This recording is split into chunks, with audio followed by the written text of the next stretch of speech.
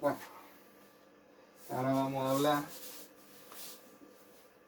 y de las religiones también más antiguas está el hinduismo, que, esto sí lo vamos a hablar, que en el infinito existía un ser similar a como se formó el éter, siendo un ente que flotaba constantemente llamado Vishnu, capaz de crear el universo al respirar.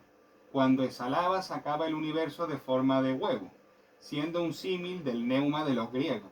El huevo contenía unos pequeños seres sacados del concepto de la unidad, llamados Garbhondakasai. Esto no es. En las imágenes se muestra la figura de Vishnu como el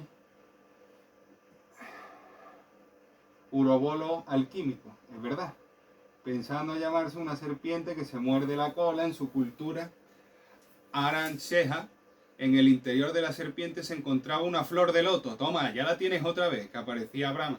Perdona que lo lea, pero es que si no, no vamos a avanzar. Siendo el padre del huevo, con rasgos similares a la formación de Ra en su cultura egipcia. Brahma creó nuestro planeta gracias a las 4 Vedas, libros sagrados. Las 4 Vedas, que son los 4 vientos, ¿vale? Hay que saber transmutarlo todo.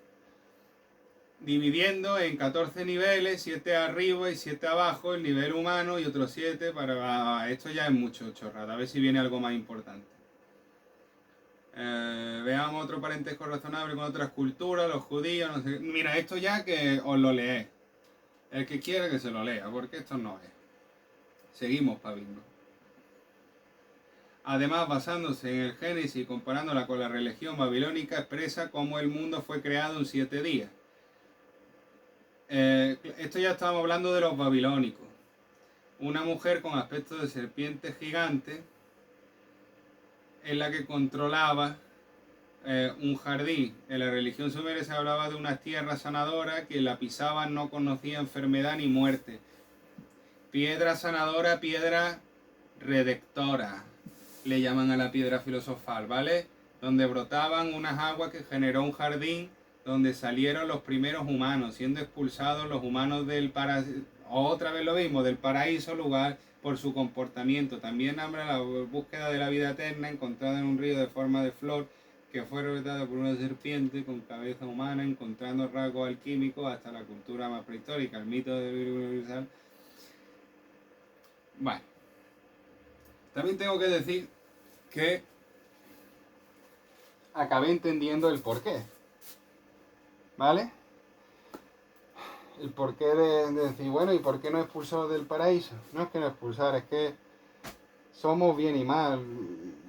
No es que somos, es que recibimos bien y mal. Entonces, si no conseguimos quedarnos siempre en equilibrio, porque entonces seríamos Dios, pues llámalo fallo, ¿sabes?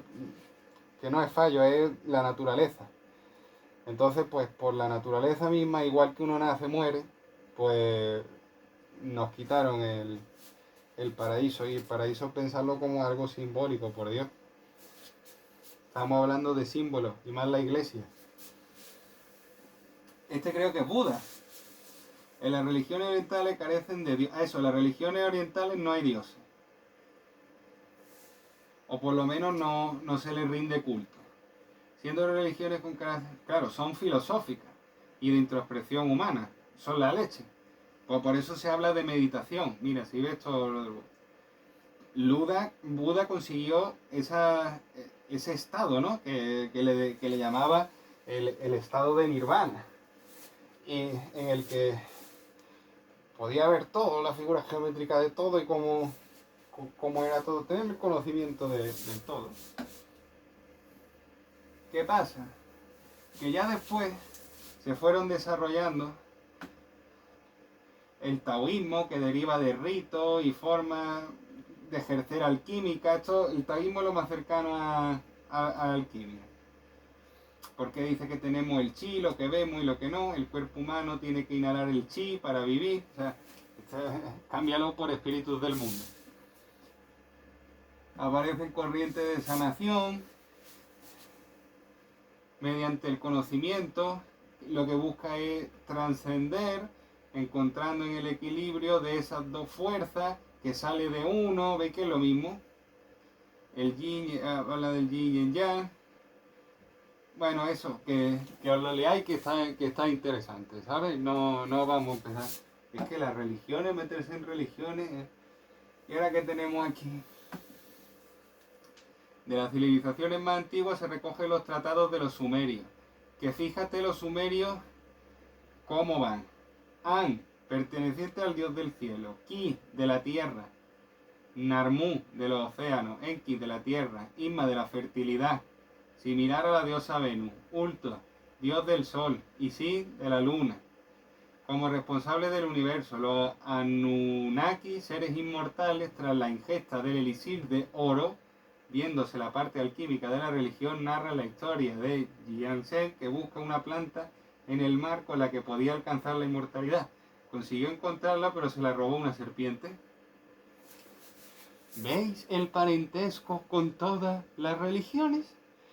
Esto, cuando yo estoy hablando de religiones, me refiero a que quiero abrir vuestras conciencias y vuestras mentes para que veáis que todo es la misma mierda.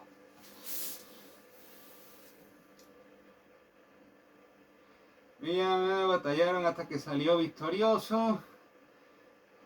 Fíjate, al morir fue condenado saliendo de su sangre la arcilla que creó a los primeros hombres, saliendo de el Antiguo Testamento.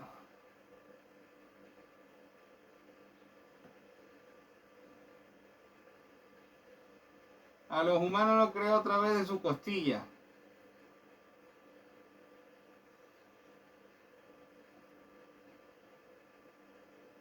Izumi y Elmin eran dos dioses pastores que querían el amor de Ñana, historia semejante a la de Caín y Abel. En el mito también hubo un diluvio universal, como en el arca de Noé.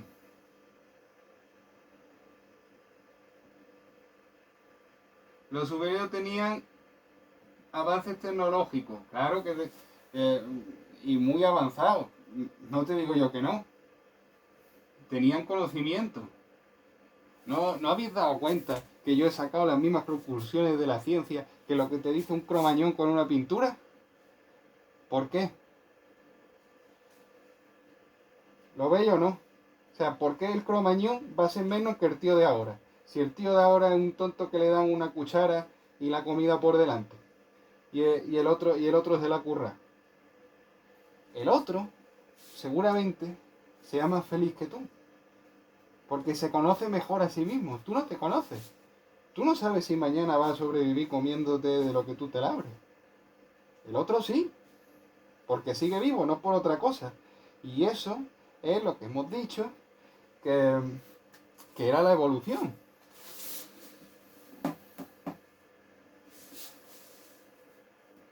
¡Oh, por fin!